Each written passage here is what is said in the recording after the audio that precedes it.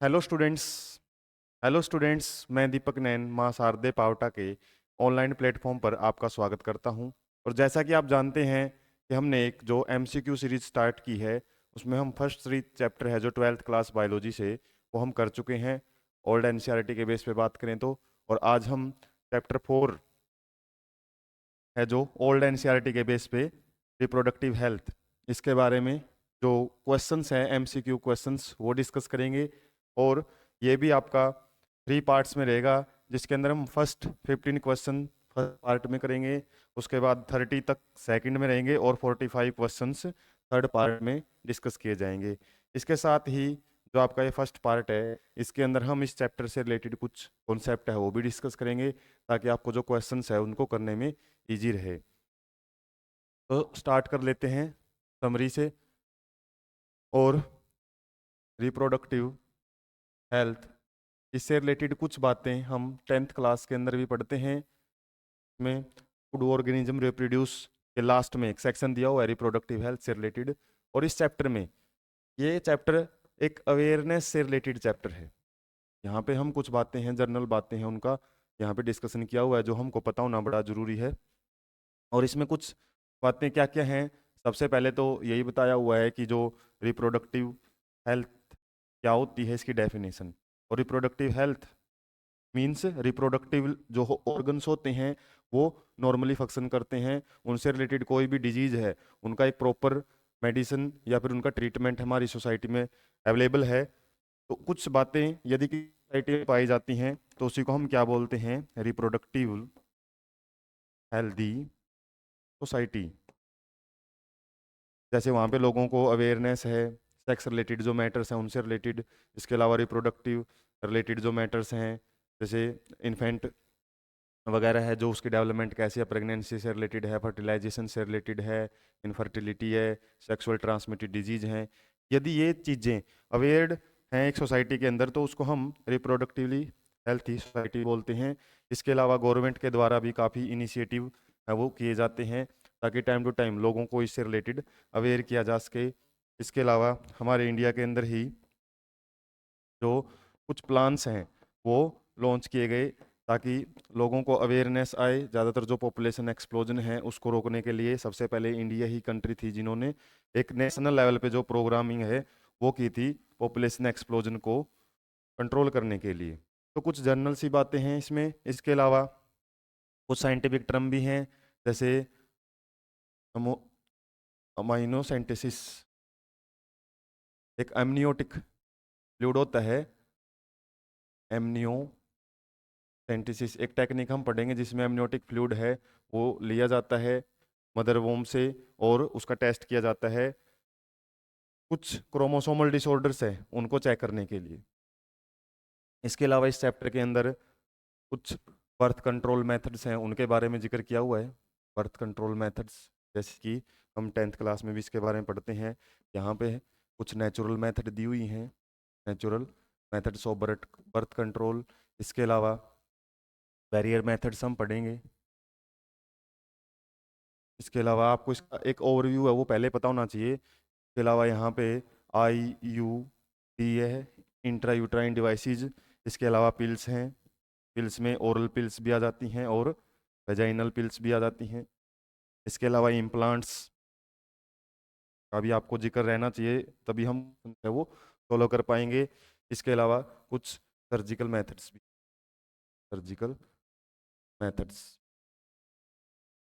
तो ये birth control related या फिर हम बोल सकते हैं क्या है, कॉन्ट्रासेप्टिव मेथड्स हैं, कॉन्ट्रासेप्टिव मेथड्स, इससे रिलेटेड क्वेश्चन बन सकते हैं। इसके अलावा MTP के बारे में भी इस चैप्टर के अंदर डिस्कशन मिलता है, मेडिकल एसोसिएटेड या फिर मेडिकल टर्मिनेशन ऑफ प्रेगनेंसी। इसके अलावा STD, सेक्सुअल ट्रांसमिटेड डिजीज या फिर वनरेबल डिजीज या फिर रिप्रोडक्टिव ट्रैक इन्फेक्शंस क्या होते हैं उसके बारे में भी इसमें चैप्टर में हमको पढ़ने को मिलता है। और एक इम्पोर्टेंट टॉपिक है इनफर्टिलिटी, का भी जिक्र इस चैप्टर में मिलेगा। तो इन रिलेटेड क्वेश्चन बनते हैं। कुछ 1 मार्क क्वेश्चन है जो डाटाबेस रहते हैं, जैसे किस सन में, जैसे 2 क्वेश्चन हम देखेंगे भी, किस टाइम में जो इंडिया के अंदर है जो वो फैमिली प्लानिंग प्रोग्राम है उसको लॉन्च किया गया था। कुछ डेट है वो याद रखनी है। इसके अलावा यहाँ पे शॉर्ट फॉर्म्स भी आती हैं, वो भी हम क्वेश्चंस में सॉल्व करेंगे। तो पहले क्वेश्चन देख लेते हैं। सबसे first, according to which of the following organisation reproductive health means a total wellbeing in all aspect of reproduction. Reproductive health थी कि एक डेफिनेशन आपको मिली हुई है, इसका क्या मतलब है?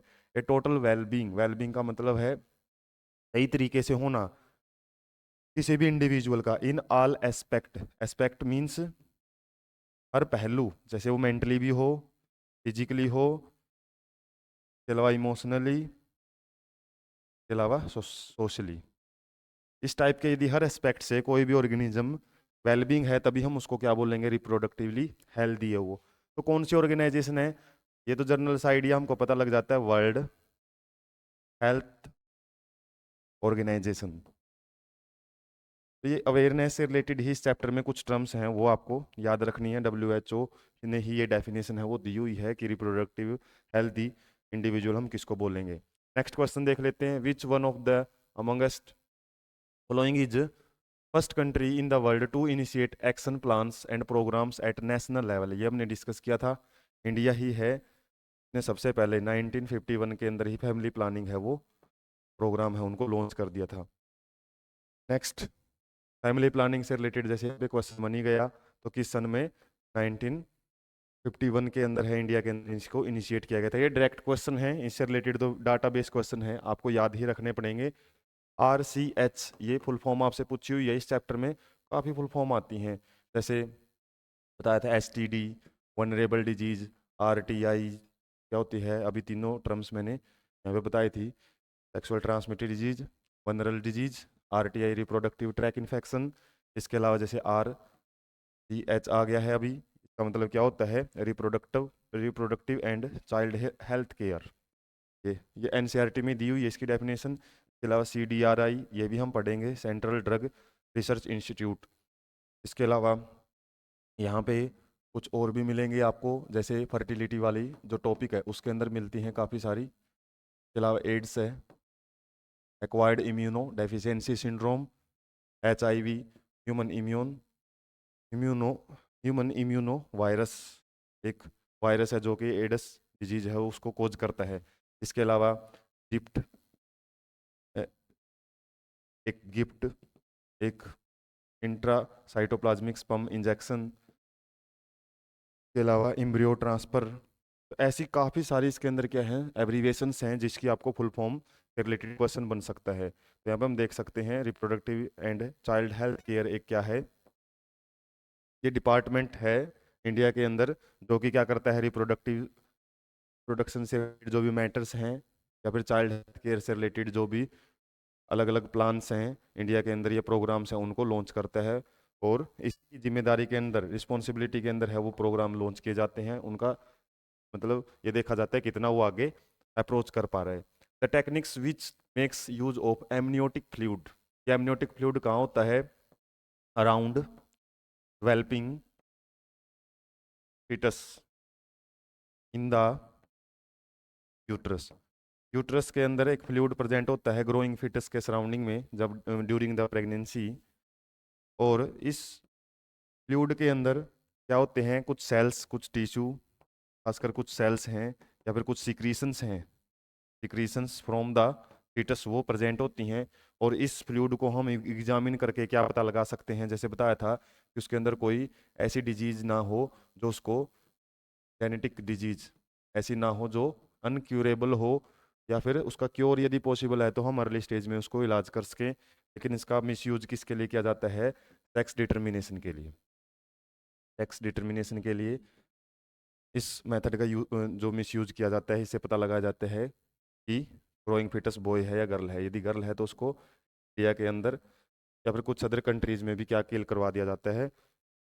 फिटिसाइड्स जिसको बोला जाता है, भ्रूण हत्या, फीमेल फिटिसाइड्स खासकर। उसको रोकने के लिए ये टेक्निक है बहुत ही ऐसी क्रिटिकल कंडीशन में ही यूज की जाती है। तो इसको हम क्या बोलते हैं? इम्यूनोसेंटेसिस बोला जाता है। लेप्रोस्कोपी क्या होता है? पेल्विस रीजन में या फिर एब्डोमिन रीजन के अंदर जब डॉक्टर क्या करता है? इंटरनल ऑर्गन्स की स्टडी करता है, लेप्रोस्कोपी। और एंडोस्कोपी के अंदर इंटरनल ऑर्गन कोई भी हो सकता है, उसको उसकी इमेजिंग क्रिएट की जाती है कैमरा वगैरह इंसर्ट करके। तो इसमें भी कैमरा वगैरह से यूज किया जाता है। अल्ट्रासाउंड में तो हमको पता है साउंड यूज की जाती है, साउंड वेव यूज करके हम क्या करते हैं, ऑर्गन्स की इमेज क्रिएट करते हैं। जैसे किडनी स्टोन है, गॉल ब्लैडर स्टोन है, उनका पता लगाया जाता है अल्ट्रासाउंड से। एमनियोसेंटिसिस यहाँ पे आंसर रहेगा हमारा, जिसमें एमनियोटिक फ्लूइड को बाहर निकाल के उन सेल्स को एग्जामिन करके कुछ जेनेटिक डिसऑर्डर्स हैं उनका पता लगाया जाता है। लेकिन मिसयूज भी इसका रहता है, इसलिए इसको कुछ स्पेशल केसेस में यूज करते हैं। सहेली एक प्रकार की ओरल कॉन्ट्रासेप्टिव है या फिर ओरल कॉन्ट्रासेप्शन है, पिल्स में आती है, ये टेबलेट है और ली जाती है, जो कि क्या करती है, एक बर्थ कंट्रोल मेथड के रूप में यूज की जाती है। तो ये किसके द्वारा डेवलप की गई, तो ये central drug research institute Lucknow, Lucknow CDRI इसको भी बोलते हैं, CDRI अभी शॉर्ट फॉर्म हमने एब्रीविएशन में यूज किया था इसको। तो इस इंस्टीट्यूट के द्वारा इसको क्या किया गया है, डेवलप्ड किया गया है। तो एक बहुत अच्छी अचीवमेंट है ये, यदि हम इंडिया के हिसाब से बात करें। What is the marriageable age for the females and males respectively in India. तो पहले NCERT का जो पहले डाटा के हिसाब से बात करें, तो इसमें किसकी पूछी हुई है, फीमेल्स का पहला जिक्र किया हुआ, फिर मेल का है। तो फीमेल्स की एज पहले 18 थी और मेल की 21, लेकिन अब क्या किया गया है, दोनों की एज को 21 कर दिया गया है। मैरिजेबल एज को 21 ही दोनों के केस में, बॉयज और गर्ल्स हो, उसको कर दिया गया। पहले 18 थी और अभी 21 की गई है। नेक्स्ट देख लेते हैं हम। विच of the following is a traditional method of contraception. Traditional means इसको नेचुरल मेथड भी बोलते हैं, नेचुरल मेथड। और इसके अंदर क्या है, कोई भी केमिकल यूज नहीं किया जाता है, कुछ नेचुरल मेथड के ऊपर बेस रहती है। इसके अंदर कुछ मेथड्स हैं, जैसे एक तो लैक्टेशनल अमीनोरिया आ जाता है।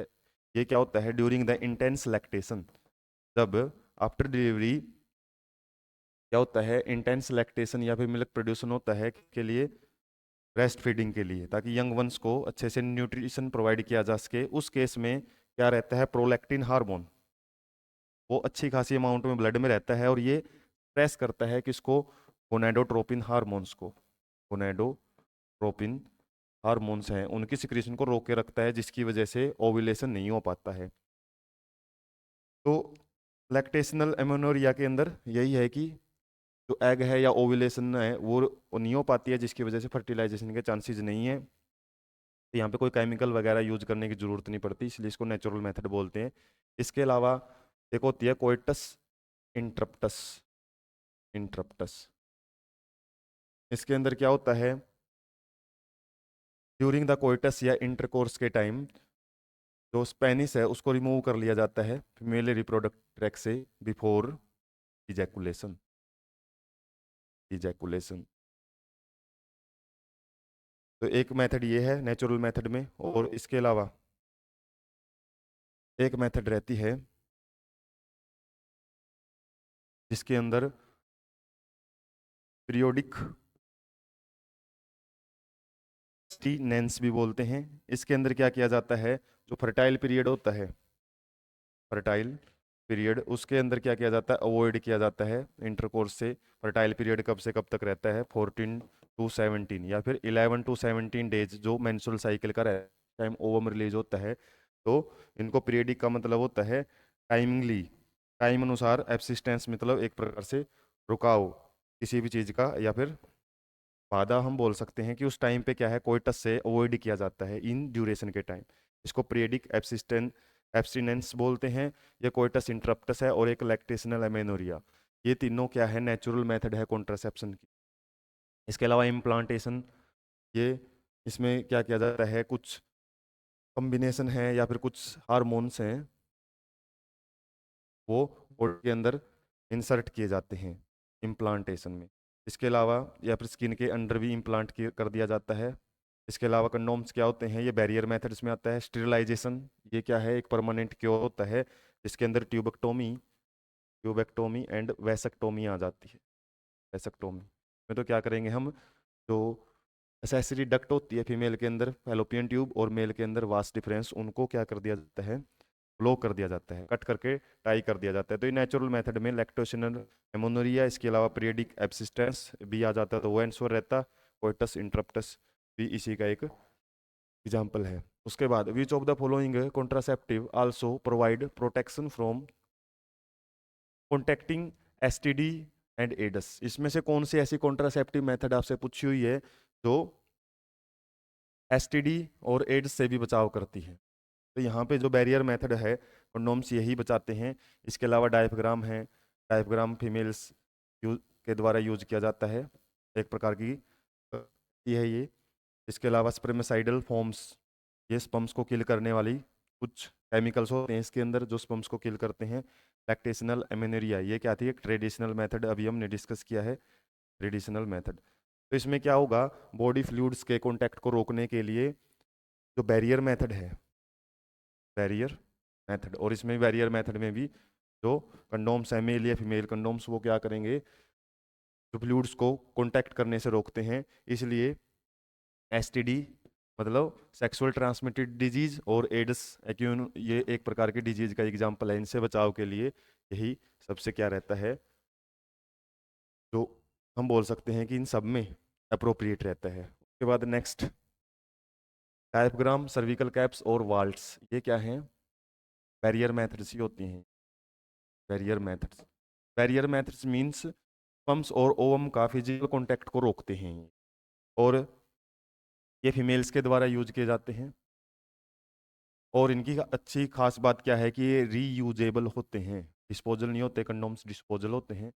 नॉन मेडिकेटेड क्या है, इनके अंदर कोई मेडिसिन्स नहीं होती, और कॉपर रिलीजिंग आईयूडीज, तो ये कॉपर रिलीज नहीं करती हैं।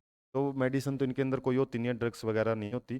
कॉपर रिलीजिंग में तो कॉपर टी हम पढ़ते हैं, कॉपर टी, कॉपर 7, इसके अलावा कुछ और भी आ जाती हैं इसके अंदर जो कॉपर रिलीज करके स्पर्म की मोटिलिटी को रोकती हैं, लेकिन ये रीयूजेबल कॉन्ट्रासेप्टिव मेथड्स में भी आती हैं। नेक्स्ट देख लेते हैं, the method of directly injecting sperms into ovum assisted reproductive technology, assisted reproductive technology ART topic रहता है इनफर्टिलिटी के अंदर, हमको पढ़ने को मिलता है। ART की फुल फॉर्म भी आपसे पूछी जा सकती है। ये क्या होती है? असिस्टेड मीन्स सहायक, रिप्रोडक्टिव मीन्स जो कि फर्टिलाइजेशन के लिए यूजफुल है, और टेक्नोलॉजी तकनीक। तो इसमें आपसे पूछा है, डेफिनेशन इसने दे दी है कि यदि हम डायरेक्टली स्पर्म को ओवम के अंदर इंजेक्ट करते हैं, इंजेक्शन से, माइक्रो इंजेक्शन से, उस मेथड को हम क्या बोलते हैं? तो इनकी फुल फॉर्म यदि आपको पता है तभी बता पाओगे। इसका क्या है? Intra cytoplasmic sperm injection. और यदि फुल फॉर्म आपको पता है तभी आप आंसर तक अप्रोच कर पाते हो। आंसर हालांकि हमारा ए ही है। इसके अलावा ET का मतलब होता है इम्ब्रियो ट्रांसफर, इम्ब्रियो ट्रांसफर। जब 8 to 16 के आसपास जब इम्ब्रियो के अंदर सेल बन जाती है तो उसको यूटरस के अंदर इम्प्लांट किया जाता है। इसके अलावा इससे कम यदि सेल्स हैं, 8 से कम हैं, तो वो उसको हम कहाँ पे ट्रांसफर करते हैं? ओविडक्ट में, ओविडक्ट में। इसके अलावा GIFT, ZIFT, ZIFT में रहता है zygote intra fallopian transfer, fallopian transfer. Zygote को यदि हमने ओवम और स्पर्म को बॉडी से बाहर फर्टिलाइज करवाया है और जाइगोट को हम ट्रांसफर करना चाहते हैं, तो उसको हमको कहाँ ट्रांसफर करना पड़ेगा? फैलोपियन ट्यूब के अंदर।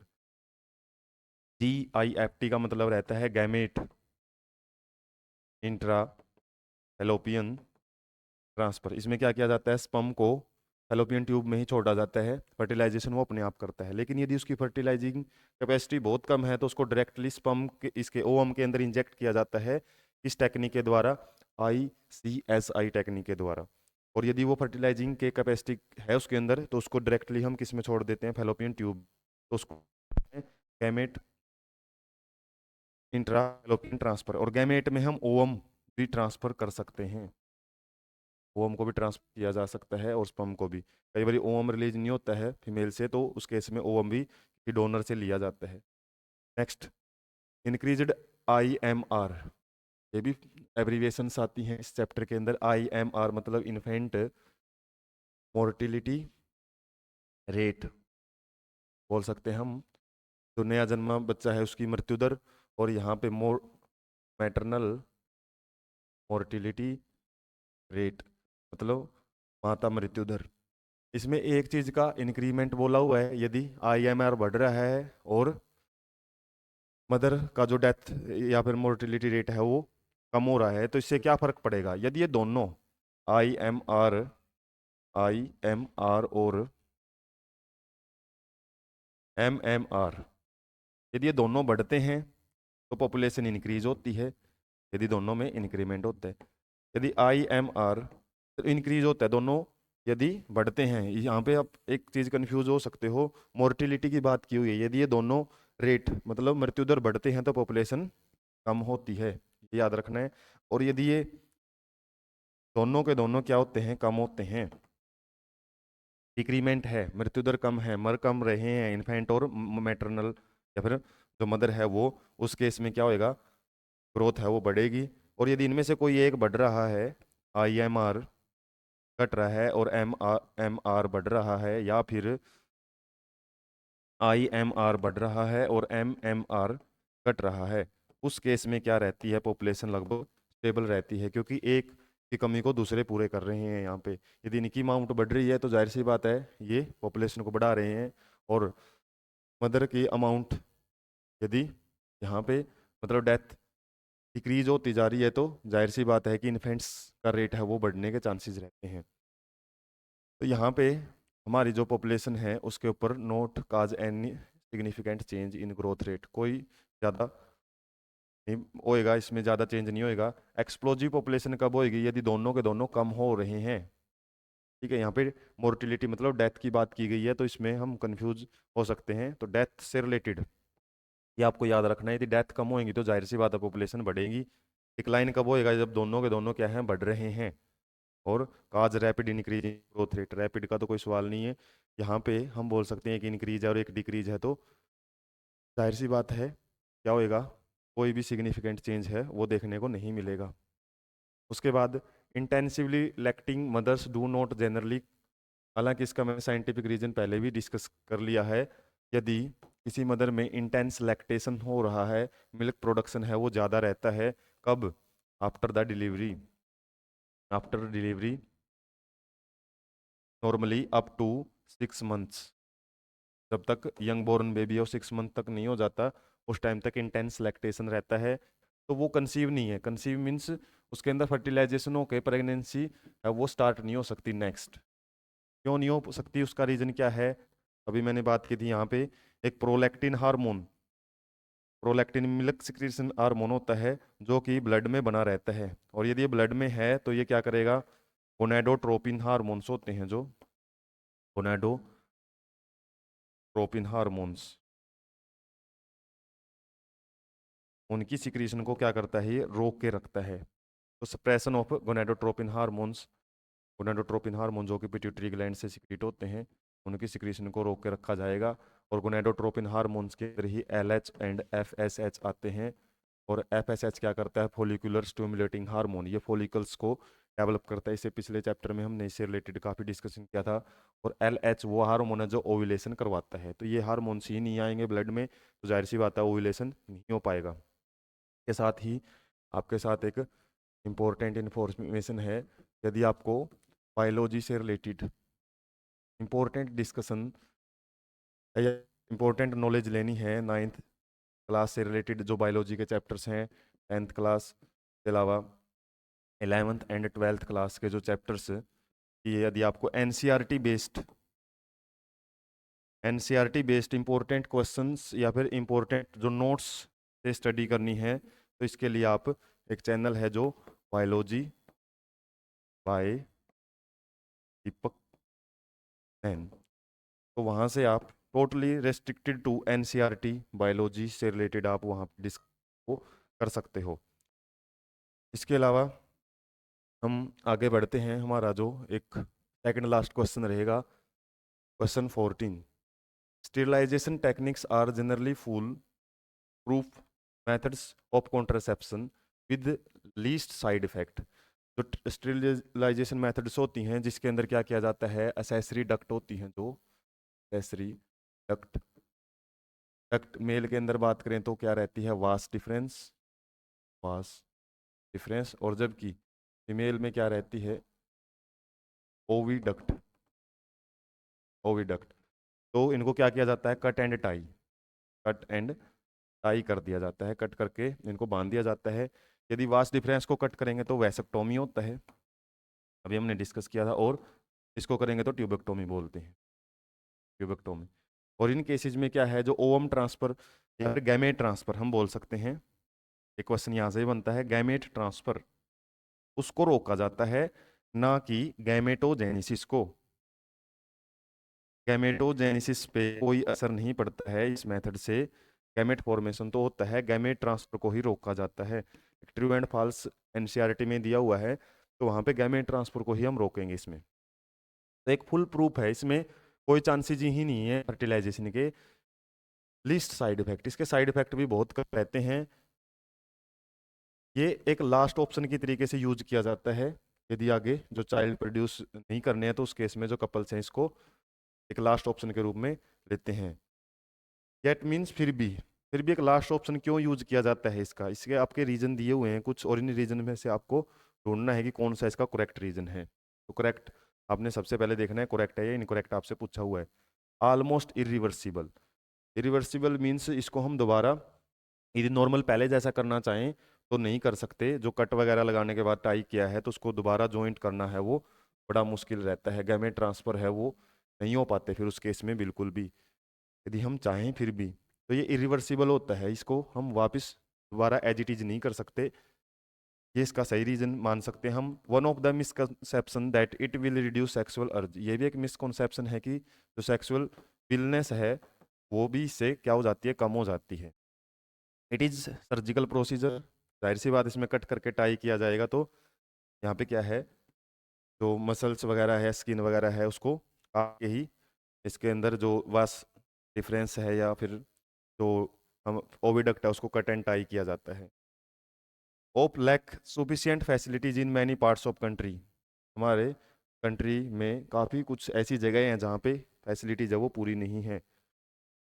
तो ये सारे ही रीजन यहाँ पे करेक्ट हैं, और यदि कोई देख लो, हम फर्स्ट ऑप्शन है वही देख सकते हैं कि सारे ही ऑप्शंस हैं यहाँ पे करेक्ट रहेंगे। तभी ये कुछ एक लॉजिकल पॉइंट्स हैं अपने अपने लेवल पे देखा जाए तो। उसके बाद नेक्स्ट देख लेते हैं, लास्ट क्वेश्चन रहेगा आज के सेशन का। Artificial reproductive techniques can help lady conceive a child if both her fallopian tubes are blocked, यदि दोनों फेलोपियन ट्यूब्स हैं वो ब्लॉक होती हैं, उस केस में इनफर्टिलिटी जो है फीमेल के अंदर उसको कैसे क्योर किया जा सकता है। तो यदि इनकी फुल फॉर्म आपको वही बात पता है तो तभी आप इसको आंसर तक अप्रोच कर पाओगे। आईवीएफ का मतलब क्या होता है, in vitro fertilisation, vitro means lab, outside the body ovum, और इसको हम लेंगे, स्पर्म को लेंगे, फर्टिलाइजेशन करवाएंगे, जाइगोट को यदि हमको ट्रांसपोर्ट करना है तो हम यूज करेंगे फिर ZIFT। लेकिन यहाँ पे फेलोपियन ट्यूब है वो ब्लॉक्ड है, तो इस केस में हम क्या करेंगे, उसको इम्ब्रियो स्टेज तक, थोड़ा इम्ब्रियो कब तक, लगभग 8 सेल स्टेज तक हम उसको डेवलप करेंगे लैब के अंदर ही। उसके बाद उसका इम्ब्रियो ट्रांसफर करेंगे कहाँ पे, यूट्रस के अंदर, यूट्रस के अंदर ही क्या किया जाता है, IUI, इंट्रा यूट्राइन, IUT बल्कि IUT, इंट्रा यूट्राइन ट्रांसफर है वो किया जाता है, क्योंकि इसमें फेलोपियन ट्यूब पहले से ही ब्लॉक है, तो इसमें हम ये यूज नहीं कर सकते, गैमेट या जाइगोट बना के उसका फेलोपियन ट्यूब में नहीं ट्रांसफर कर सकते। ये बताया ये आपको, गिफ्ट क्यों नहीं यूज कर सकते, क्योंकि ऑलरेडी ब्लॉक्ड है। और ये टेक्निक भी किसके लिए की जाती है, गैमेट्स के लिए। यदि जाइगोट को हमको ट्रांसपोर्ट करना है तो उसको ये ZIFT यूज करते हैं, लेकिन गिफ्ट किसके लिए, गैमेट को ट्रांसफर करने के लिए। और फेलोपियन ट्यूब एफ आया है इसमें भी, तो जाहिर सी बात है फेलोपियन ट्यूब को तो हम इसमें यूज नहीं कर सकते ब्लॉकेज की वजह से। तो हमने फर्स्ट पार्ट के अंदर आज का जो बेसिक कॉन्सेप्ट है वो डिस्कस किया, और एक अवेयरनेस से रिलेटेड जस्ट चैप्टर है, इसमें एब्रीवेशन से क्वेश्चन बन सकते हैं, या फिर जो हमारे हमने पढ़े हैं कॉन्ट्रासेप्शंस वहाँ से इसमें क्वेश्चंस हैं वो आपको ज़्यादा देखने को मिलते हैं इस चैप्टर से। और डायरेक्ट क्वेश्चन ज़्यादा रहेंगे इसमें, कोई ऐसा कॉन्सेप्चुअल या फिर कोई लॉजिकल कोई मैकेनिज्म बेस्ड क्वेश्चन इसमें से बहुत कम बनता है, तो डायरेक्ट क्वेश्चन ज़्यादा रहेंगे इसमें। आज के लिए इतना ही, बाकी सेकंड पार्ट और थर्ड पार्ट भी हम इसके बाद डिस्कस करेंगे। तब तक आप चैनल के साथ कंटिन्यू रहें, चैनल को सब्सक्राइब रखें।